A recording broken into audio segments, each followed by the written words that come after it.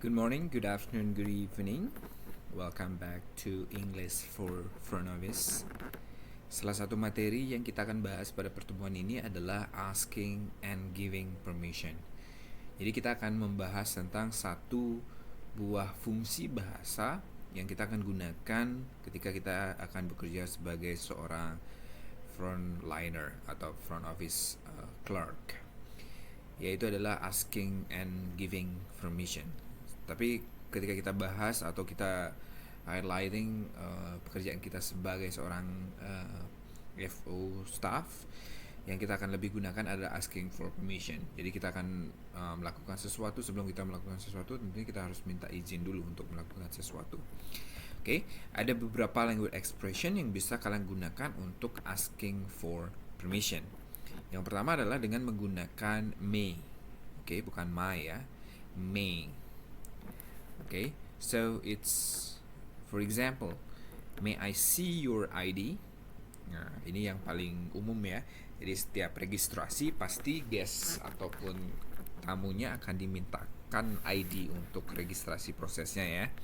Dan setelah diminta, expression yang mungkin akan digunakan adalah may I copy your ID, karena kita juga butuh untuk archive kita ya. Or may I have your coupon?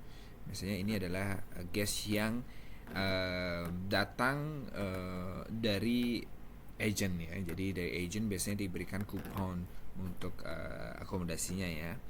Setelah itu adalah may I know your email. Itu adalah salah satu proses dari registrasi dari guestnya ya. Yang selanjutnya, selain kita bisa menggunakan may, kita juga bisa menggunakan can. Seperti contohnya adalah can I record your registrations? Jadi di registration form atau registration card itu ada banyak file isian ya. Jadi ketika kalian melaksanakan registrasi atau check in, akan mengisi isian dari registration cardnya di sana. Next one, can I see your passport? Or can I serve you welcome drink? Can I serve your welcome drink? Jadi setiap tamu datang biasanya akan disajikan welcome drink ya, dan itu adalah bagian dari FO juga. Setelah itu, can I help you with your luggage? Nah, ini FO tapi spesifik ke bellboy atau bellman ya. Yang terakhir, kalian juga bisa menggunakan language expression do you mind if. Seperti contohnya, do you mind if I move you to room 401? Nah, ini juga sangat umum biasanya digunakan ketika kalian sebagai seorang resepsionis, karena resepsionis lah yang akan memindahkan ataupun menempatkan guest di kamar-kamar tertentu.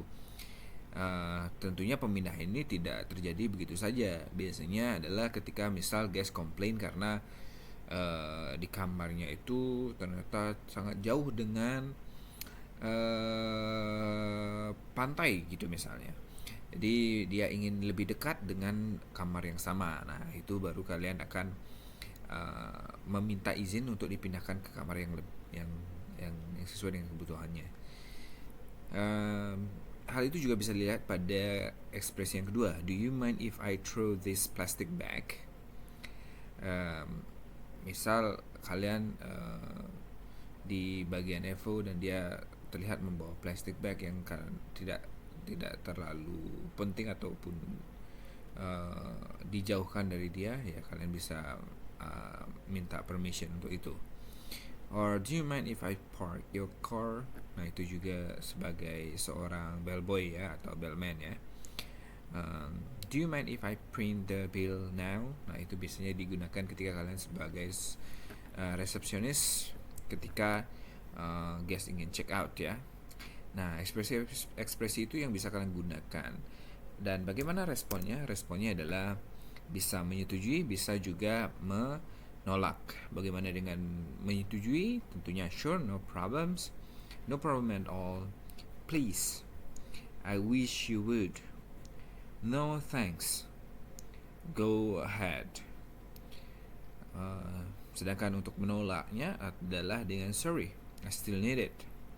May I throw this plastic bag? Sorry, I still need it. Misalnya, no please, I don't think that's a good idea. I'm afraid that is impossible. Oke, itu adalah expression-expressionnya. Nah, selanjutnya adalah buatlah sebuah dialog di mana kalian terdiri dari 10 baris, di mana itu adalah dialog antara resepsionis dan juga guest, di mana kalian asking for permission to do something, dan guestnya akan menolak permission itu. Oke, tentunya menolaknya kalian harus gunakan logical reason untuk itu.